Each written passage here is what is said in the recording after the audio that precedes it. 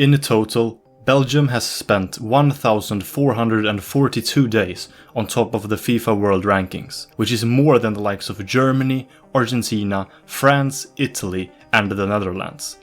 Despite this, Belgium's so-called Golden Generation didn't win a single title at the 5 major tournaments it played at. It's understandable if this makes people view Belgium as failures, but in this video I'm gonna explain why I disagree with that assessment. First, we have to acknowledge that failure is a subjective and relative term. Failure for one team is success for another. When England gets eliminated in World Cup quarterfinals, it's a major disappointment, while it's a huge achievement for, say, Sweden to reach that stage. And until recently, Belgium too. Though the likes of Sweden are much weaker than Belgium nowadays, my point is that it's unfair to hold the Belgians to the same standards as traditional footballing powerhouses like England, Argentina, Italy, and Germany, for example. It's extremely harsh to claim that Belgium only can be successful if they win titles, given their history. Until this last decade, Belgium was by most metrics a pretty average football country, with the occasional but rare golden generation and a deep run at European club competitions. I've already made a more detailed video about the history of Belgium's national team, so I'm not gonna be too in-depth about that in this video. Check it out if you haven't already.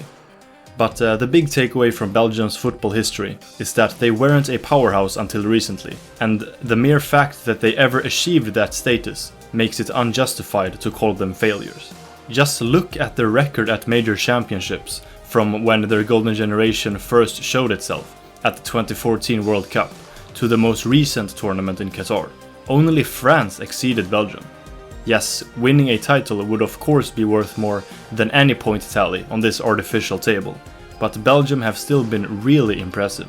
Let's further analyze Belgium's performances at these tournaments. At the 2014 World Cup, Belgium played at a major tournament for the first time in 12 years, reaching the quarterfinals and losing respectively 1-0 to eventual runners-up Argentina. However, at Euros 2016, and I'm not gonna sugarcoat this, they suffered an abysmal quarterfinal exit to Wales.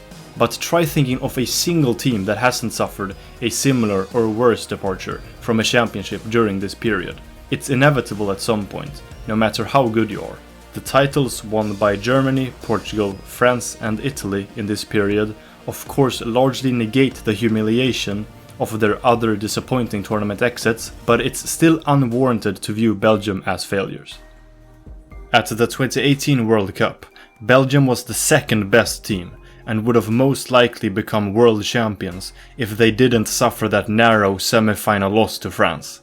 At Euro 2020, Belgium were great in the first 4 matches, but had the misfortune of facing eventual champions Italy as soon as the quarterfinals. But to be fair, Belgium should have been able to put up more of a fight against the Italians. It wasn't a disastrous tournament exit though. However, at the Qatar World Cup, the Belgians did suffer a terrible exit. But again, it's impossible to find any top nation that hasn't experienced similarly disappointing tournament exits. Not only aren't Belgium failures, but I would argue that it's a little bit misleading to refer to their team as a golden generation, because that somewhat implies that they will inevitably revert back to their former mediocrity at some point. Their group stage exit in Qatar was undoubtedly a step backwards compared to their previous recent tournaments, but I would argue that's because they're in a transition, not decline. Belgium has become a talent factory. Their so-called golden generation didn't just appear out of nowhere. Triggered by the humiliating Euro 2000 exit on home soil and spearheaded by the technical director Michel Sablon, the Belgian FA developed a plan for success centered around coach education, general youth education and club development. Those efforts are undoubtedly still paying off and aren't showing any signs of slowing down. Just look at the young Belgian talent across Europe's top leagues. De Ketelaere, Doku, Lavia, Bakayoko, Openda, to name a few. They also have many players in the golden age range, so to speak, such as Castagne, Dendoncker, Tillemans, Trossard, for example. And players like Lukaku are 30, not 35, so he probably has a few good seasons left in him. Don't get me wrong, On paper, Belgium were definitely stronger in 2018 than they are now. But my point is that they have established themselves as a nation that consistently develops great players, and that it's only a matter of time before they win a title. If this generation fails, a future one will succeed. Belgium will have won a major tournament by the year 2050. I should still be alive by then if you wanna make fun of me for getting that prediction horribly wrong, but that's unlikely. Here's the evolution of the Belgian Pro League's transfer income in the 21st century. As recently as the 2009-10 season, the Belgian Pro League was only the 16th best in Europe by this metric. To be fair, that was an unusually poor year, but the mere fact that they have been able to climb to 8th as of the 2022-23 season in just 13 years is incredible. Just look at the company they are in. Every country ranked higher have won a major tournament, and Belgium will inevitably join them within the coming decades. I think another reason why many consider Belgium failures is that they were rated as the literal best team in the entire world according to FIFA rankings for so long, despite never winning a title.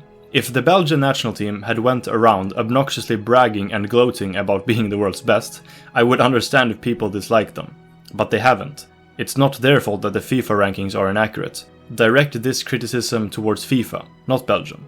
If Belgium don't win a single title in the upcoming 30 years, then yes, it's fair to call them failures. But for now, they are an inspirational example of a historically mostly average football country establishing itself as a major force in the game.